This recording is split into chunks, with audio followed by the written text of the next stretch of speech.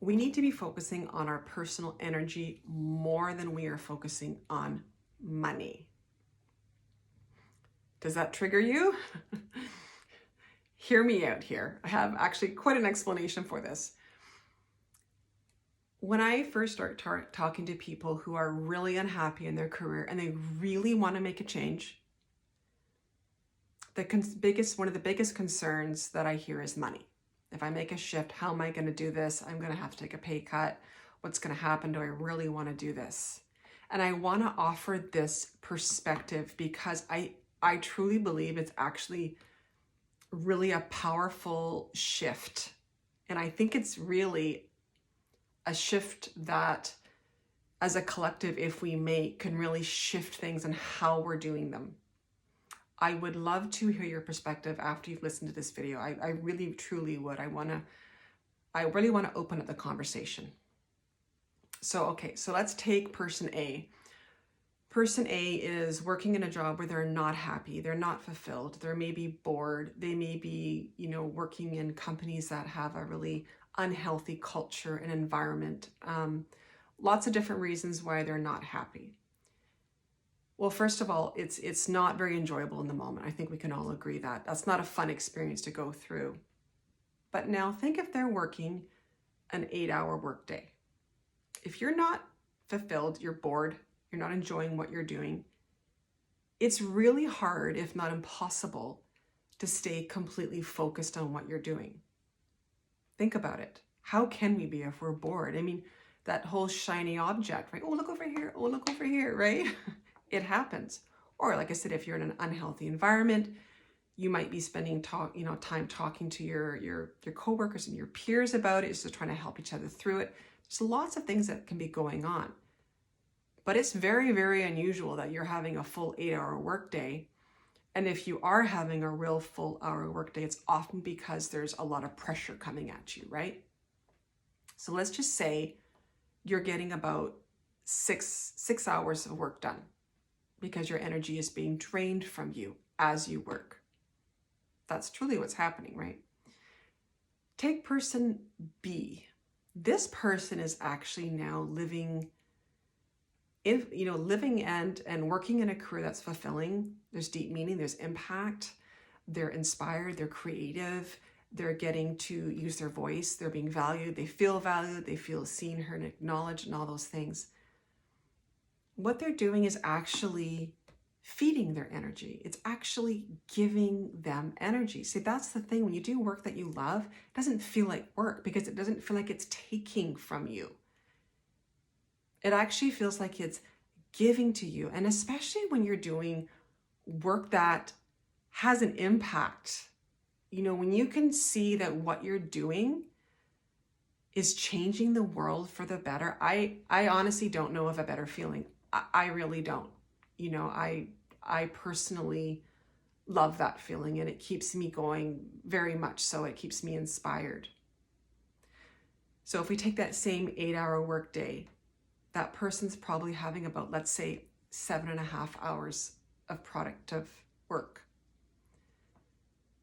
And actually, it often ends up being more than that because if you love what you're doing, it doesn't feel like work. Like if it's 9 o'clock at night and I'm inspired to write something, I'll just go write it. I'll spend a half hour, an hour, whatever it is, and actually work because I want to, right? It's nobody saying you need to. I'm like, I've got stuff in my head I want to get out, right? Now, if you look at the difference between those two people, person A and person B, one person's getting 6 hours, say, of productive time. The other person's getting 7.5. That's 1.5 hours per day. Now, I did the math on that. If you did that over a whole year, that is 367.5 hours a year difference in productive time, which comes down to 46 days, which comes down to 9.2 weeks. 9.2 weeks. That's a lot. Even if you cut it in half, say my estimate was just way out of whack, which I don't think it really is, but let's just go a little more conservative here. Let's say it's 4.5 weeks. Who is actually going to be progressing in their career faster? Person A or person B?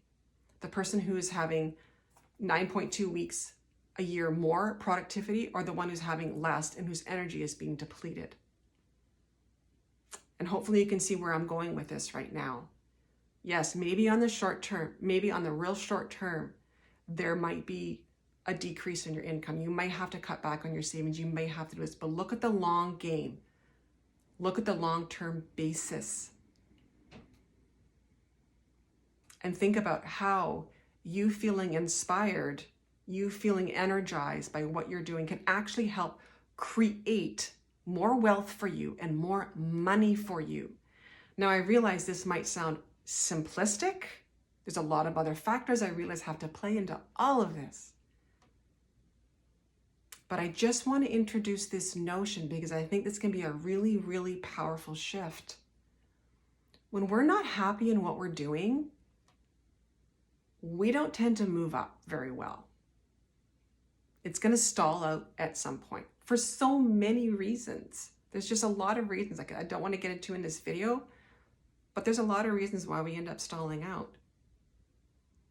When you align yourself to the path that energizes you, wow, you keep going. You keep going. Yeah, you know what? You're going to hit challenges. Of course, that's life. That's just life. That's a given.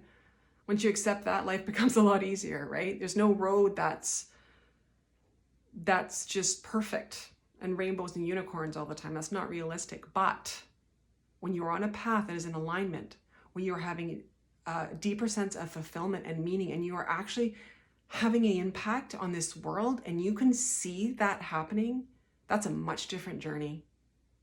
That is a much, much different journey. Not only is it more enjoyable, but it actually can take you to levels you never thought were even possible. So I hope you've gotten the gist of this video. I'm going to leave it here. And like I said, I would love to hear your perspective on, comments and feedback on this.